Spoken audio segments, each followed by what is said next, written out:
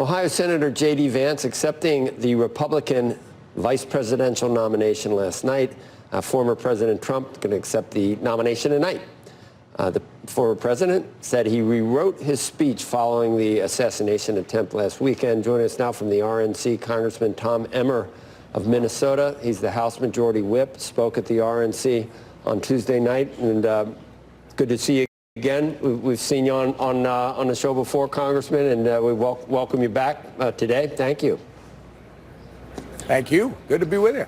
I know I didn't take it to heart, but I know your daughter said, "Wow, Dad, everybody's so old here," and maybe that's and I'm not, I resemble that remark, but J.D. Vance is not old; he's young.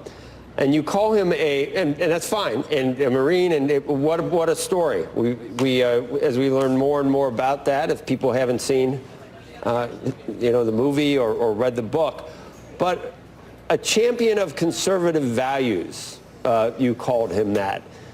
And can you expound on that and just try to explain some of the contradictions that we may have seen in the speech, or what is it?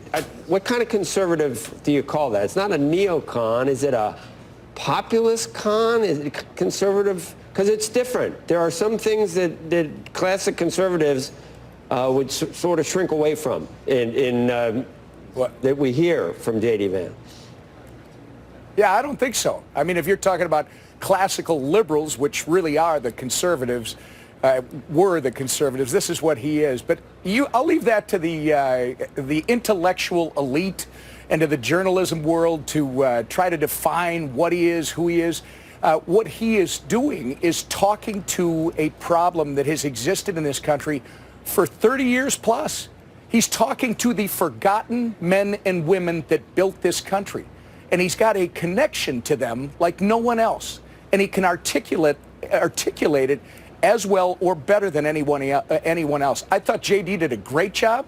My eyebrows went up when you said the contradictions. I don't buy it. I think he was very consistent. I think he was very direct. And he simplified this thing to the very people that are going to decide this election. J.D. Vance is the right guy at the right time. I think he did a great job.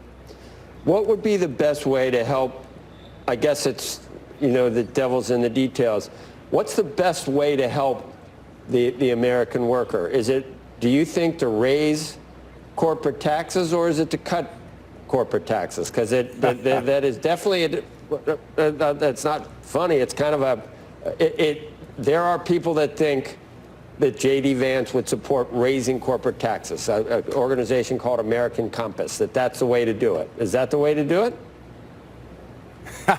I'll leave all you guys to say, is it this, is it that? It's a lot more complicated than that. What do you want to do? Would you vote on? Would you yourself vote to raise corporate taxes to 28%?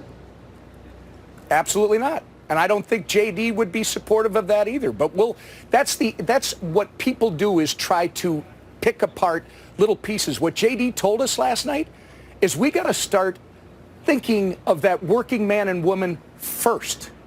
We have not been thinking about them first. The Washington elite, the power folks in Washington for years, have been thinking about themselves.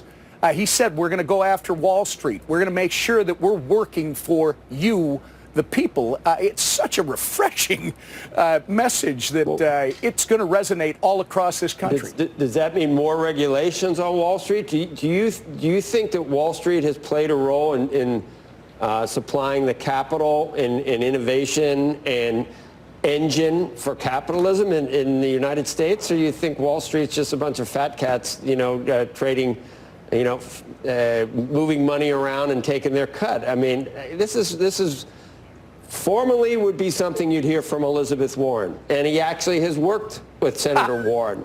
He's worked. It is funny. I find it funny, but he's worked with. It's laughable. Why did he do it then, if it's laughable? No, you're trying to equate two things, apples and oranges. Elizabeth Warren, that's the wrong example.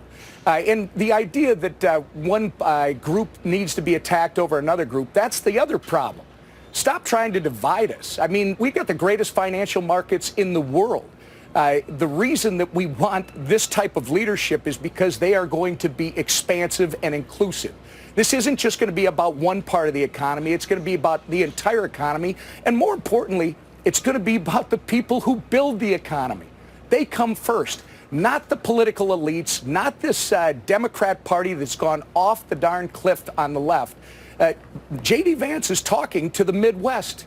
He's talking to the people in Detroit who build cars. He's talking to the people in my state who make things and export. He's talking to regular Americans. And keep in mind, in this country right now, if you are above the line, the poverty line, you don't feel 20% inflation. You don't feel the extra $1,000 that you're paying every month to support yourself. But if you're below that line, you feel it. And you feel it in a big way, and people have to understand. There are contradictions between populism and Reaganomics. And, we could talk antitrust, we could talk something else. In the past, you know why the Democrats have always had a lock on the unions. You know how that's worked. And I'm not saying unions are bad one way or the other, but this is a different type of approach than what we've seen from the Republican Party, and it does, some of the components look like progressivism. And I guess my question is Donald Trump going to continue with the way his policies from last time, which are more, he's not always conservative, obviously tariffs were not necessarily in the playbook before, but do you think J.D. Vance will have his ear on, for example, raising corporate taxes?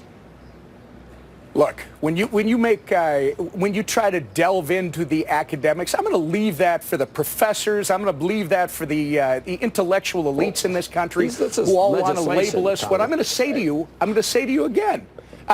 You can call him whatever you want. He's talking to people who matter and who have not been listened to for years.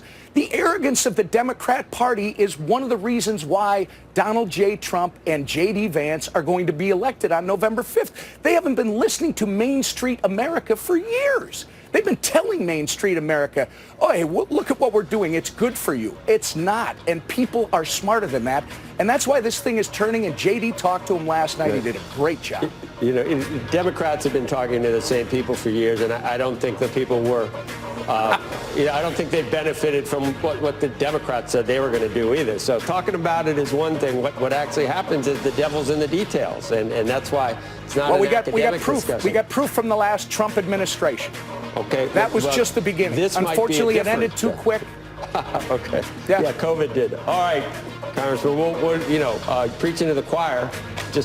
We're all trying to understand exactly what we're looking at here. But we appreciate it. I appreciate it. All right, thank you.